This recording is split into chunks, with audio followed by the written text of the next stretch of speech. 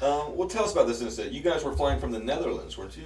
No, we were flying from England. England, okay. Yeah, we had gone to bomb one of the V2 bases. That was the worst thing. That Germany was so far ahead of us in the war. We were lucky to win. We really didn't beat them. We overwhelmed them with material and so forth and so on. But so we had bombed that base in Jovencourt, which was north and east of Paris, and we were flying back. I could see England right over there. I was in the what they call the Purple Heart division there. 3 planes, 3 lead planes, another planes up here, 3 planes down here, and these were the lowest, so that was called the Purple Heart division. And what kind of plane were you in? B-24. Right there, all right. The largest American bomber in Europe. Okay. Because B-29s were not there, they were in the west. Right. Now, B-24s also were in the east as well, because we could go 3,000 miles without refueling, so they were useful over there too. B-17s deserved a lot of credit. They were there long before we were there with B-24s, and although everybody knows Flying Fortresses, not too many people remember the Liberators, but there were more of us, and we carried 2,000 pounds more bombs, and we went faster and higher. But you had already finished the bombing run on this occasion. Oh yes, yeah. we were headed back To England. That's where your base was Yeah. at the time? Yeah, it was outside of. It was in East Anglia, which, if you look at the map, Scotland comes down, and then England bulges out this way, and then Sure. comes back down, and that's East Anglia is where all the heavy bombers were located. So you were heading back. And we're heading back, and my wingman, I only had one guy with me. The other guy had left to take somebody else's place, and he called and he said, we got to go down because my oxygen system has been damaged. And I said, okay, we should be able to drop down shortly because we're almost over the North Sea. And that's when I felt the concussion. I said, oh boy, we've been hit. And we were. And now the reason that only 3 of us got out, the reason that 2 of us survived, my co-pilot and I, we sat in armor-plated seats. And the part next to me on that side by the window had a piece of armor plate that wide and that long underneath the window. So the reason I got hit was my hands were on the throttles and my arm was out past where the armor plating was, and that's how come it came through here. Wow. And so forth. So and to this day I do not remember any pain. I guess I was like immediately almost into shock. Now, what happened to you? Was it the round, or was it just part of the plane? No, it was a piece of the flak. Wow. That came up and went through. And when I got down, they got me out of the North Sea, and when we got on land, one of the soldiers took a knife and cut the sleeve all the way up to my shoulder, and I could look through the arm.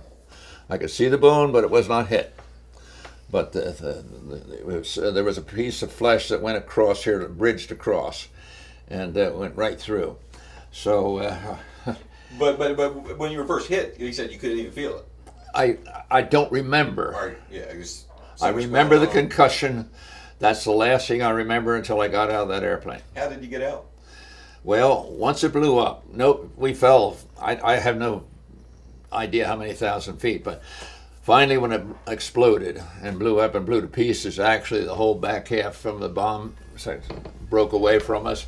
We were falling faster because we still had 2 engines on board, and that weight was carrying us down. We couldn't move. We were spinning, and the centrifugal force. We were just locked in the seats until it exploded, and then we found. So I unbuckled and I called my co-pilot and I said, "We got to go out here." So I had to go first. So I crawled out there, and it was jagged metal, and that's when I found out. Thank God those propellers are gone, or I would have been a sausage.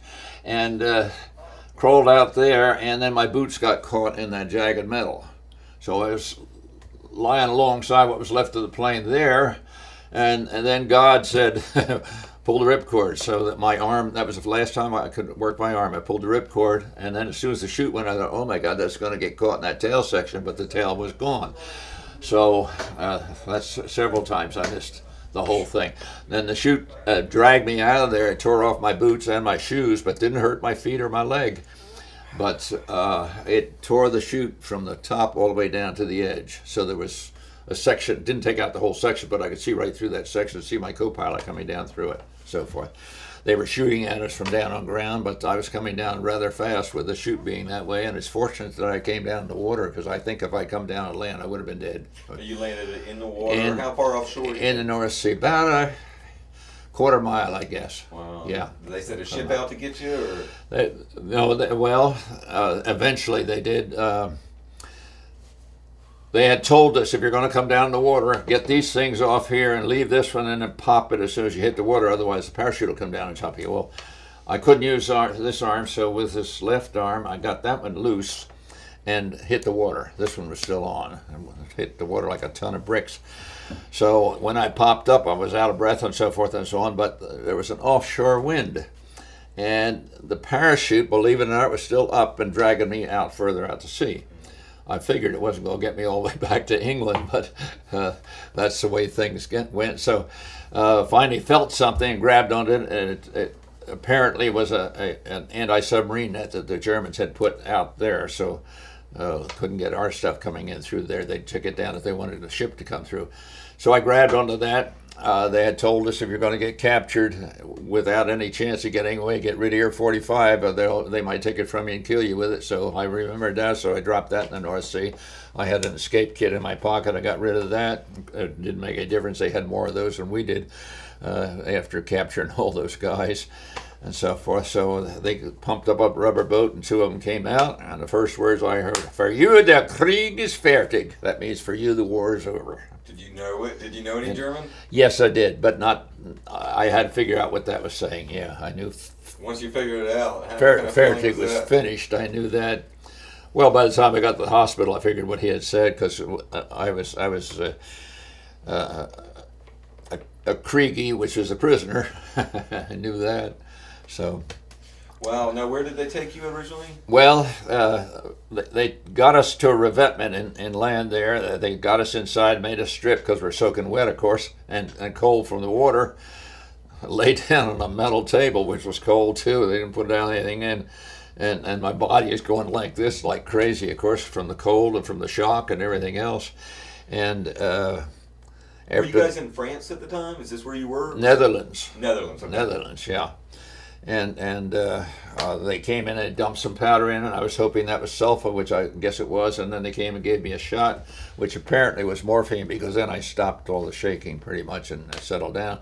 And then they said, get dressed, and I put the wet clothes back on again. Didn't have any shoes. All I had was the little electric, what was left of the electric suit, where you plugged into here, and then you had a sock that you put on, which had wires in it and stuff, and then it connected to your suit there. So that's what I had to walk in, was those. They put us in a truck and got us a little further in, and they got us out. We marched to the Rotterdam hospital.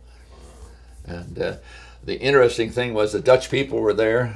They were on both sides going with the V for victory signal, and the Germans would aim their guns at them and so forth, but they didn't care. They just still did it and so forth. So then we got into solitary confinement. And then after a few days, they got us down, and they picked my co-pilot up. But since his chute wasn't damaged, he wound up further out to sea, and a tug went out to get him. And I didn't see him for a while, but my bombardier was the last one to get out. And when I saw him at the train station ready to go to interrogation, as I was, he was bandaged from the top of his head down this far of his neck, and all I could see was this much of his nose, and his lips here. Didn't even see his eyes. Afraid he was blind. So he was still lucid. So he said, "Skipper," he said, when the plane blew up, it blew out the nose wheel. And he said, I went down through there and popped the chute, and he said, I smelled something burning. He said, I put my hand up. He said, it was me. So he went right down through the flames to get out of that ship and so forth. But I didn't see him again after that for 9 months, until we got to the second camp they sent us to, and then he showed up there. He spent that 9 months in German hospitals, and they performed a lot of plastic surgery on him, and he had cracked his back too when he hit. He didn't even know he had cracked his back because of the burns. So they found that out a couple of months later, but they kept him in there, and then he finally caught up with us in the second prison camp that we got to. And how long were you prisoner total? 10 months. 10 months. And where were you, and where were the different places you were at? The first place was Stalag 3, which was in Poland. By train, we went up to there. That was the most famous camp in World War II. That's where the Great Escape took place in April of 44. And then 76 guys got out there. The Britons, out of the British camp, of course. 76 guys got out. They recaptured 73. 3 guys made it. Captured 73. They brought them back to camp. They took 50 of them out in the woods and slaughtered them. And I've been back to see the eternal flame there and the 4 concrete columns with all their names on them and so forth. So, but that was in Sagan, Germany. Actually, it was Sagan with a Z. It was Poland with an S. It was Germany because the Germans had taken over half of Poland at that point. We were 90 miles south and east of Berlin is where it was located. It was close to a German airfield, and we're all thinking, boy, if we could only get out and get over that airplane and grab one of those planes and go.